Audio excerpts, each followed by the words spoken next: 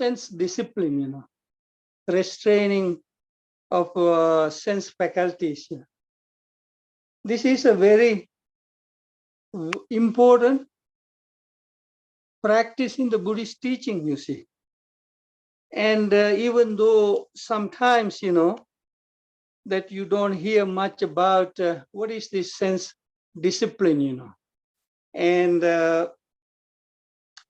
in my understanding, this mindfulness, the practice that we do, walking mindfully, talking mindfully, being mindfully, doing all these things, whatever the regular way that you all know, this all lead to this, whatever the sense discipline, you see. The sense discipline is the key, you see. Whenever we say this sense discipline, it is not just kind of a try to run away from life, and I don't want to see, I don't want to hear, I'm just running away from life kind of a thing. Even though some, individually or some groups has taken it to that kind of a level and, totally staying away from everything kind of a thing. That trend is there. Some are practicing their way, but I am talking about the way I understand and the way I practice these things. So to me, it is not try to run away from life, and it is to be there and face it while we facing it, to have some sort of a inner discipline so that our habitual energy won't take over. That's the whole idea about it.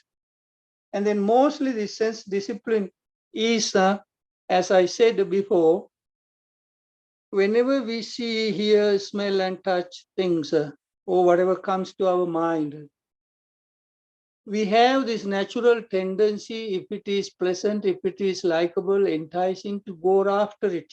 It's not a immediate choice, but it happens naturally, but there is a process for it. This process is what I explained over the last couple of weeks. And then these pleasant things has to be seen it, recognize it, and then also whenever we see this unpleasant, unagreeable, not beautiful, not attractive things, then there is another reaction coming out of us, you see. And that is what I explain as he is dismayed, dejected, daunted kind of a process, you see. This system naturally respond to that way, you see. This is what from the morning to evening, if you really examine how we live, you see, these are the two activities goes on, you see, in our sense-related experience. This is what goes on basically, you see. And we usually don't see any problem with it, Oh, this is me, Oh, this is how it is. This is taken in a way without much of a examining of it, being fully aware of it, And sometimes, these people who have become adults or sometimes seniors, being around that long, they have no clue about this activity, you see. And therefore still they got this kind of a reactionary thing, feeling bad, this and that. And this whole behavior lead to our miserable state of the mind, you see. This is what created this miserable state, frightened, fearful, like this kind of a thing. More than we can verbally explain, we experience it, they are there, and we are stuck in it. And then this is what this whole meditation practice try to eliminate, Meditation practice supposed to guide us to balance that habitual behavior, and also it's supposed to bring us to some sort of a realization, understanding, to see how my own system is working here, you see. This is what the foundation of insight, you see. Insight begin when you begin to see this very behavior is the cause of our own suffering, you see. So then, if you can remember everything what I said last few weeks, and then I said last time, let's look at this in relation to the mindfulness, the Satipatthana discourse. So you see, the whole idea about this Buddhist practice is elimination of the suffering, you see. And as a cause for this, whatever the suffering, emotional, mental, and physical, the suffering, the Buddha says it is all due to the craving, you see. The craving is the main force in the Buddhist teaching, causes the suffering, you see, in different levels, in different amount, in different places, and so on and so. And then why this craving is there? It is a natural, as I said, it's a natural thing. But natural thing doesn't mean we can let it grow and control us and then make us behave according to that, you see. Because ignorance, as long as we are ignorant, this kind of a craving increases, you see. And therefore, everything what we do under the influence of the ignorance, they're going to catch up with us later down in our life, you see. All the things we can do with whatever the ignorance, and say, oh, I was ignorant. We can ignore it. We can just dismiss it. But down the road, there is a consequences for it, you know. This can be looked at in different ways, you see. Somebody become an alcoholic. I don't care. I smoke. I don't care. All these, whatever the things we do, and keep rejecting whatever, and then take it in a certain way and do it, and then give it 10 years, 15 years, and then here comes the consequences of it. So it's the same thing with this, whatever the inner behavior also, you see. We can pay attention to the outside things, we can focus on to the outside thing, ignore ourselves, ignore how our body-mind system work, ignore what is happening here, and then there is a price to pay for it, you know. Anxiety, depression, and many other emotional, mental problems that we go through is not just happening because of a one incident, you know. It has been there for a long time. We ignored it. We didn't take care of it. We didn't do what we're supposed to do. We didn't correct our thinking. We didn't correct our behavior. We didn't correct our observing with it. And then we end up having all these problems, you know. And then then we are really desperate to look for a solution. But the solution doesn't come as fast as we want. It is slow. And again, we have to go back to correct all these, whatever the things, you know. So then the cause of the suffering in the Buddhist teaching is craving, you see. And then whenever we talk about this craving, in the Satipatthana, you see, there are 4 methods that we many times discuss, and you yourself have read this again and again.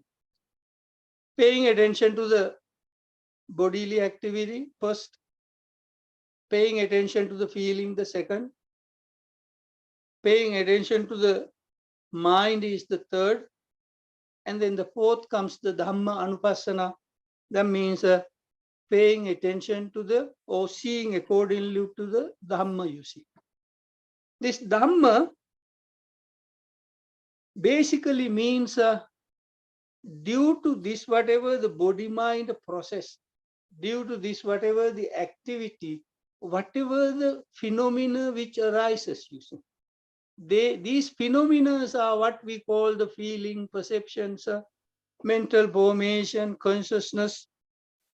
These are all in different categories. This mental phenomena is phenomena. This is what we in a different way explain, you see. So then to connect this Buddhist teaching, wherever it is, they are all very beautifully fitted into these areas, you know. The Dhamma and the practice are not two different things. They are always go together, supporting each other, you see. It connects, you know. There is no any place where we go into a big gap and say, oh, now what kind of a thing. These are all very beautifully fit in, connect. That is the beauty of the Buddha's teaching. So then this craving that we supposed to reduce, we supposed to manage it, you know, or this attachment has to be managed, you know. That is the whole idea. So then the awareness and the mindfulness mainly introduced for this purpose, you know, managing the attachment. Mindfully living basically means try to live in a way your like, dislike, related, this, whatever the attachment doesn't increase, you know. That is the whole idea about it, you know. And then there is another aspect, what we call the insight or the vipassana, you see. So then our general idea, general norm is what you hear from the general meditation teachers of the Theravada traditions at the moment is, oh, you have to have the mindfulness in order to do the insight meditation. To some extent, it is there.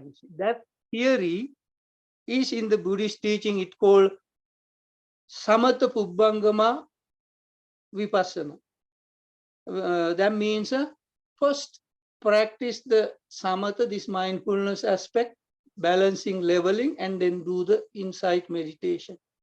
That basically means when we are not emotionally balanced, it is very difficult for us to see what is happening here, you see. What is happening in our system cannot be seen when we are emotionally disturbed. That Buddha explained, like when the water is muddied, you cannot see what is in it. That is that aspect. And then again, the Buddha says, Vipassana Pubbangama Samato. This aspect you hardly hear, you see. That means first insight, and then comes the samatha mindfulness aspect, you know. This is also in the Buddha's teaching, you see. It's not my idea. It's there. That means this has a two-way to go. One is to mindfulness developing, emotional balance comes, and then you begin to reflect and see things. And then there is another way. That means you begin to see things, you realize things, you understand it. When you understand it, and then comes the behavior of it. Then comes the balance, you know. Then you come to understand, I have to improve myself. So these are the two personalities, characters, you see, that there are people out there who doesn't need to sometimes have this, whatever the mindfulness, they are intelligent enough. Their mind is sharp enough to understand it. And once they understand it, this is harmful to me, this causes the problem, and therefore they immediately come to practice it. They started to organize themselves. They started to balance themselves. The effort is made to make a change, you know. These two personalities are there, you see. The good example of this, the second one, the Vipassana Pubbangama Samatha, the insight first and the practice later, this aspect, if I give you an example from the Buddhist literature, you know, The best example is, there are many, but the best one I can bring is the Sariputta. Sariputta is the Buddha's wisest disciple, you see. This wisest disciple, he was spiritually, spiritual person wandering around, and then he didn't first meet the Buddha. He first met a disciple of a Buddha, very young monk, and then he observed this monk, and he was so impressed how this monk conduct himself. And then this Sariputta, at that time his name was another name, came and asked, what kind of practice you do? Who is your teacher? What kind of teaching he teaches? And then this monk says, Ye Dhamma hetu pabhava, tesang hetu tatagato ah, ye sanchayo nirodo evang vadi mahasamano. That means the realize the Buddha teaches if there is a particular phenomena, particular thing, what condition and causes bring that thing, that phenomena. These things are explained by the Buddha.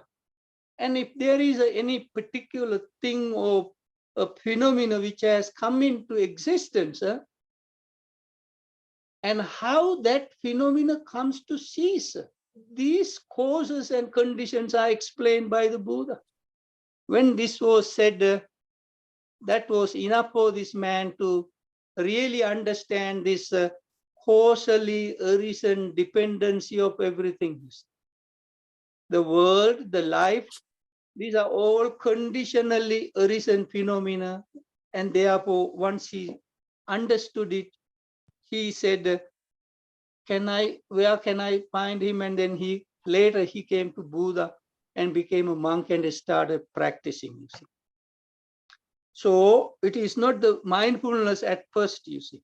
It's a realizing, seeing the intelligence, the wisdom within that person, could grasp it. And once he grasps it, there is nothing else to do but change myself, to conduct, living according to that, correcting myself. That is how Vipassana first, or insight to some extent is first, and then you started organizing yourself, correcting yourself. So then these are the two aspects. So then in either way, in whatever first, whatever we start practicing, it all supposed to eliminate the craving and the ignorance. So then in order to get some sort of a balance into this, whatever, or management to this, whatever the craving, where should we pay attention? This is what in the Dhammanupassana, in the seeing according to the Dhamma in the Satipatthana, explains in different chapters in a different ways, where it comes to a particular place. In that place, it says, Chakkung loke piyarupang satarupang ettesa tanha upajamana upajati et nivisamana nivisati. This craving, where does it arises, where does it ceases? That we supposed to know this. Where this craving arises, where it ceases. When it is as we usually know, it is in the mind. Oh, the mind, there is a craving in the mind, and mind it's not that way, you see. It is not, even though we use that word, even though we say it, more details are there to explain it, where this craving arises. It arises in the eye, where the form is pleasant, exciting. In the nose, when it comes to this, whatever the arising of the craving, where it arises, these 6 places that I have been talking about last few weeks is mentioned. Eye, ear, nose, tongue, body, and then our taste and whatever we recollect, remember, you see. These 6 senses are the places where this craving arises. And these are the 6 places this craving has to cease, And this activity, seeing, is what this practice is all about. It is not trying to impose our moral, whatever thing on somebody else, We are not trying to push somebody to our moral standard or condemning somebody because they are not into our own standard, kind of a thing. This has nothing to do with that kind of a struggle, It is to see what causes me suffer, Why I suffer, We basically want to blame everybody, for our suffering, But much of this suffering is created within our own body-mind system. We unable to see and understand how our own system works. These 6 senses related things. So therefore, it says the eye, which is exciting, pleasant, there it arises, the nose, tongue, it goes into different details, much more details than we are interested in, it shows. And then it comes to say, this eye contact, which is pleasant, which is exciting, this is where this craving arises, And then, you see, if we really want to find a peace and happiness and want some sort of a way to get rid of our whatever the emotional, mental pain and the suffering, that we have to maintain this kind of a awareness and mindfulness, plus this kind of a sense discipline is important. This sense discipline, as I said many times, it is not just running away, but the pleasant, unpleasant things which arises in our system, we have to train ourselves to manage it without letting the pleasant, good, agreeable choices that we are making not to cause ourselves suffering. And also, whenever we see something that we don't agree, when whatever we see, it is not pleasant or not beautiful, not agreeable, and not to get into a place where all our life frustration is started to come out. Whenever we are unhappy, frustrated, sad, disappointed, and when at that moment, whenever some little thing goes wrong, our reaction is going to be very huge, because all this, whatever the life disappointment is started to come out from that place due to that thing, So then these 2 things is managing this. And then somebody might ask, how can we do that? Okay. If you cannot do that, that is why you need to practice. In another place, the Buddha says, in relation to this, Buddha says, sometimes, Buddha says, I see people, they are very highly educated,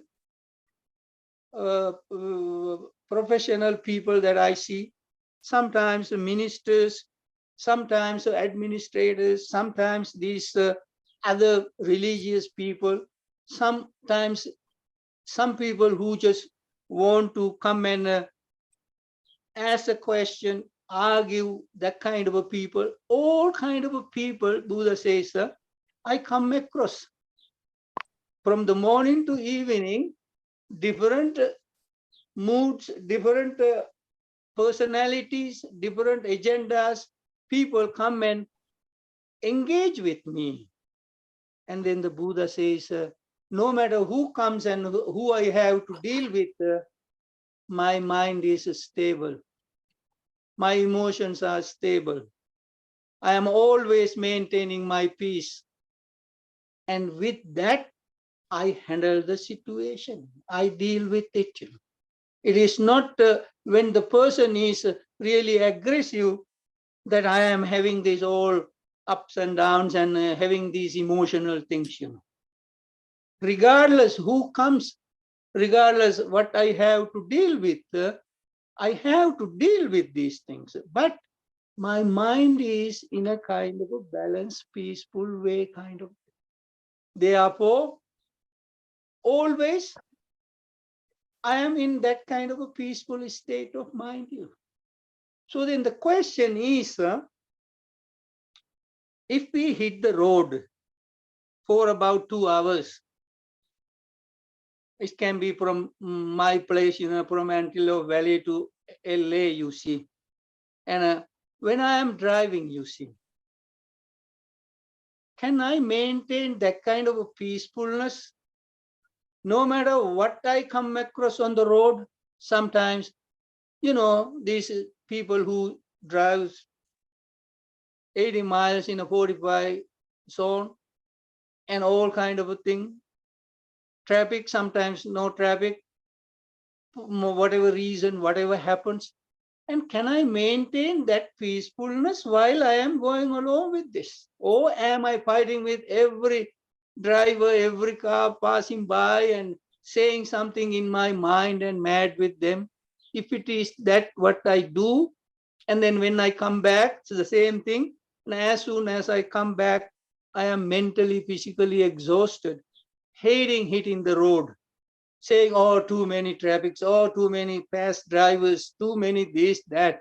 Actually, I didn't bring them home. They left me there. How long I'm going to be on the road with these drivers, They just pass me all the time, Few seconds, they're gone. But I am bringing them back, and then I am creating a nightmare again, thinking and reflecting upon it and torturing myself. If that is what you're going to do, you're going to be good at it. And then all other things in our everyday life too, we're going to be thinking and reflecting upon like that. And then there is no divorce from it, You're going to be buried in it, That's what going to be always kind of a burning within, and it started to create the anxiety, depression, frustration, sadness, whatever you see. So that we have to learn to maintain our cool, maintain our calmness while these things happening, you see. You may have another passenger, he might be saying this and that, Okay, listen to it mindfully, maintain your peacefulness. This is what the mindful living basically means. At the same time, kind of understanding, I don't have to be the cop and telling, controlling these people, there is some others, we pay taxes to do that job, It is their job to do it. My job is defensive driving, mind my own business, peacefully get to my point, get things done, and peacefully come home and be glad without major crisis that you come home, and be thankful for that. That attitude has to be cultivated. You have to inject it. You have to maintain it. And if you don't have that, then you will be always agitated. Just imagine. You do the opposite of it, and then after 1 month, you become more agitated, more frustrated, and these people still keep driving. These roads are still busy, crowded, and they're never going to be cleared because I am getting stressed, So always, not only in relation to the traffic, even in our simple living environment, whether we are alone. When we are alone also doesn't mean that our mind is automatically at a peaceful state, It still has this kind of a high and the low kind of a thing, you see. It says very beautifully by the Buddha, you see. This is how it is said, you see. Sampajano tam bhikkave mano sankarang abhisankaroti yam paccayasa tang uppajjati ajjattang sukha dukkha. Even though you have this whatever the awareness, is still this whatever the inner condition causes arises that make you feel good and feel bad kind of a thing. It's a human thing. That is how our body-mind system works, And therefore, when you are alone, when nobody is around, it is important for you to ask yourself, now, am I in this whatever the peaceful state, or this debate is still goes on and my mind is creating this kind of a high and low, putting myself down, oh, nobody loves me, nobody is around there, nobody really cares for me, kind of a way you go alone. If it is so, there is no way to help you, see. There is no help. Therefore, what we do to ourselves, that we have to see and stop it, Stop that kind of a feeling down, torturing yourself for whatever reason you see. Correct it, you see. And this is what this sense discipline is, you see. That activity has to be stopped. And this is what in the Satipatthana, in relation to this, whatever the Dhamma Anupassana, seeing the Dhamma as it is under that section, come alone in relation to this, whatever the suffering you see. This is where the suffering, this is what the suffering is. It has to be seen. It has to be realized. We have to have some insight into it. And that suffering is what we have to work to stop. If we are good at it, and then the other areas of suffering we can see, you see. The first thing is how I make myself unhappy. You got to see it and stop that. Stop within your own body-mind system. That's little hard, but if you really see the point, if you really see the cause, this is here, and when you started to work on it, it become a very interesting existence. It become a real practice, that will produce result rather than trying to eliminate the suffering that you have not yet experienced. Rather than trying to get rid of the suffering that we haven't experienced yet. The suffering that we experience moment to moment must be stopped. That kind of a thinking which causes this, whatever the suffering, must be stopped. So that is why it says the change come from inside. The change doesn't come from outside. The change come from within, you see. And you have to make the effort to do that. For that purpose is what we practice meditation. For that purpose is what we discuss this kind of a teaching. Let's meditate.